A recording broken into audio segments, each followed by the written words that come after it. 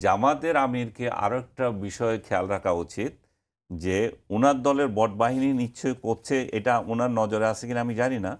কিন্তু যেটা উনার সবচেয়ে বেশি নজরে থাকা উচিত সেটা হচ্ছে যে আহ, প্যারিস এবং নিউ ইয়র্ক থেকে পলাতক ইউটিউবাররা উনার হয়ে জামাতের পা চেটে চেটে এই যে অন্যদেরকে গালাগালি করছে।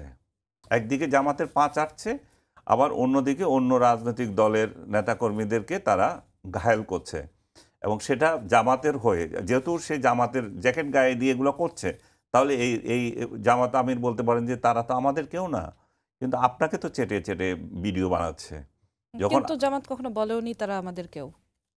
আমাদের সেটাই যারা বলতে পারে যে তারা আমাদের কেউ কেউ বা আমাদের কেউ না, এটা বলতে পারছে না, কিন্তু তাদের সমস্ত কার্যক্রম হচ্ছে বাংলাদেশের স্বাধীনতার বিরুদ্ধে অ্যালাইন। জামাত যে পলিসি নিয়ে চলাচল করে, যে স্বাধীনতা পক্ষ শক্তিকে যেভাবে আক্রমণ করে, দেশে তাদের বটবাহিনী যেগুলো আছে যেভাবে করে, ঠিক একইভাবে বিদেশে অবস্থানরত এই সমস্ত পলাতক ইউটিউবাররা তাদের এই ভাষাটা ইউজ করছে এবং অতি নোংরা।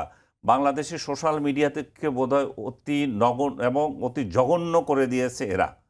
এদের কারণে সোশ্যাল মিডিয়াতে ওরা যেভাবে আরেকজনকে গালি দিতে পারে, অতি সহজে মা মাসি ধরে গালি দিতে পারে, আমাকেও দিয়েছে।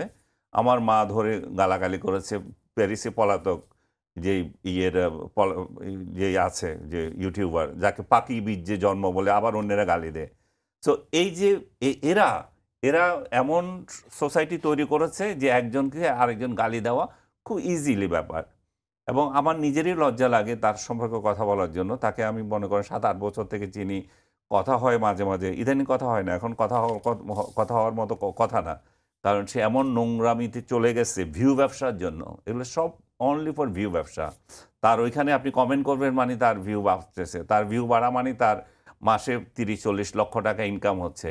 তো এরা বাংলাদেশের মধ্যে গোলযোগ লাগিয়ে বাংলাদেশকে একটা অস্থিতিশীল রাষ্ট্র বানিয়ে এরা এটা করতে চায়। এরা যে ফেব্রুয়ারিতে যে ইলেকশন হয়ে যাচ্ছে, ডক্টর ইউনূস যে ইলেকশন দিচ্ছে, হুম হুম। এটাও কিন্তু এদের একটা মানসিক কষ্ট হয়ে যাচ্ছে। হায়, হায়! তাহলে দেশ অস্থিতিশীলতা দেশ থেকে যদি চলে যায় তাহলে আমাদের ভিউ ব্যবসা কিভাবে হবে? আমরা তো এগুলা করে চাটবো। একবার জামাতের পক্ষে চাটবো, একবার বিএনপিকে চাটবো। এই করে তো আমাদের ব্যবসা।